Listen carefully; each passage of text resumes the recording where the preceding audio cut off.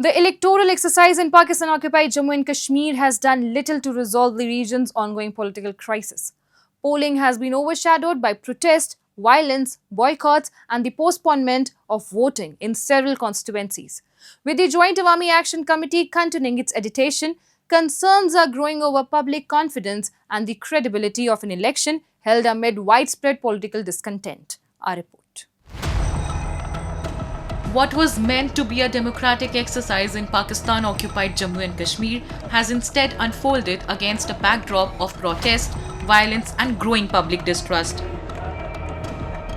The elections were conducted in phases with polling held on July 27 and August 2. The final phase was held on August 10 in just 4 constituencies in Bagh and Haveli. But voting could not be conducted in 7 constituencies across Poonch and Sudnoti after the Election Commission postponed polling indefinitely, citing law and order concerns. The disruption came after deadly clashes and weeks of agitation led by the Joint Awami Action Committee. जो election का एक सिलसिला है वो बाग वाली side पे, रेड़ा वाली साइड पे, हवेली वाली साइड पे वो चल रहा है, उसमें यह है कि मैक्सिमम जो अवाम है उसने उसको मुस्तरद कर दिया है और वो एक्शन जो इलेक्शन की ये कैंपेन है उसको जो आम अवाम है उसने मुस्तरद किया हुआ और उससे बाइकआउट किया हुआ है। कई जगहों पे पोलिंग हो ही नहीं सकी और जहाँ पे कहीं हुई भी है वो 1% या 2% हुई है, वो भी बंदूक के जोर पे हुई है। तो इलेक्शन का बाइकआउट है। और एक और चीज का इलेक्शन कमेटी ने अनाउंस की थी कि इलेक्शन का बाइकआउट हमारी तरफ से किसी जबरदस्ती पे अवाम के साथ ये नहीं कहा जा रहा कि अवाम जो जा रही है उनको डंडे मारने के लिए कभी भी नहीं कहा जा रहा कि आप जाके वोट ना कास्ट करें। यहाँ से कहा गया कि सिर्फ बाइकआउट करना है हमने और पुरअमन रहते हुए हमने इलेक्शन का बाइकआउट करना है। The election boycott has become another flashpoint in a crisis that has been building for months.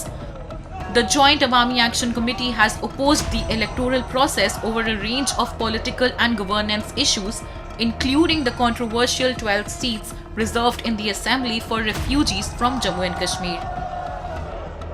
The group has also demanded the release of detained protesters, withdrawal of cases, and implementation of its wider charter of demands. Pakistan's response has increasingly been defined by restrictions and force rather than political reconciliation. Road closures and communication restrictions have accompanied the unrest, while the region has witnessed clashes between protesters and security forces. See, the political institutions in Pakistan are under a big question mark. The Joint Awami Action Committee is the strongest in Poonch, where these elections have got deferred for 7 of the seats over there. In both Muzaffarabad and the Mirpur elections held, they say that about 53% voted in Muzaffarabad, about 46%.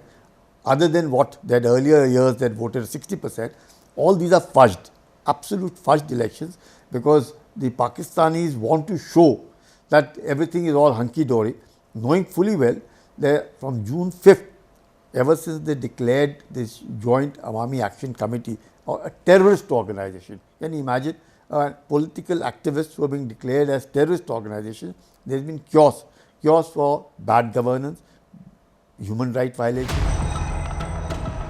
The violence surrounding the elections has also triggered a wider international spotlight on Pakistan's handling of dissent in the territory it controls. India has now called on the international community to hold Pakistan accountable for what it described as a gross human rights violation in Pakistan-occupied Jammu and Kashmir.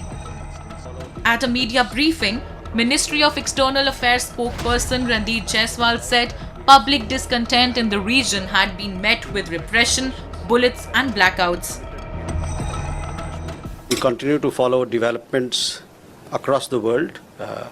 At the same time, I would like to highlight that we have seen the kind of human rights violations that were committed in Pakistan-occupied Kashmir and other parts of that country. We call upon the international community to hold Pakistan accountable for its misdeeds, for its abuses, and for flagrant violation or gross violation of human rights. Jaiswal said more than 90 people had been killed in recent months during the crackdown on protesters, while many more were injured. The figure reflects India's assessment of the violence and comes amid conflicting accounts from the ground, with communication restrictions making independent verification difficult. But the political message from PoJK is becoming harder for Islamabad to ignore.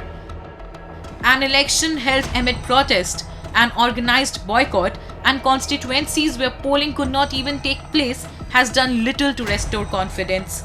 And the agitation is far from over. And with public discontent still simmering on the streets, Pakistan's electoral exercise in PoJK appears to have exposed rather than resolved the deepening crisis of political legitimacy in the region.